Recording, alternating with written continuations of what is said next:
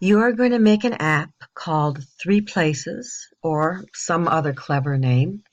And the first step is going to be go up to projects, start a new project, name your project. I'm going to name it Three Places. Oops, it hates starting places three. It hates it when you name projects beginning with a number. There we go.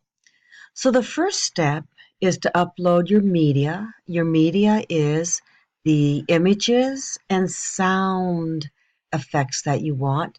Go to Media, Upload File, choose File.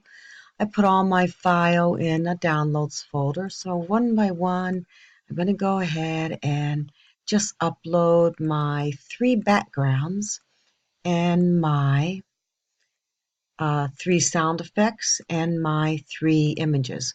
Why don't you go ahead and pause the video and do this step now.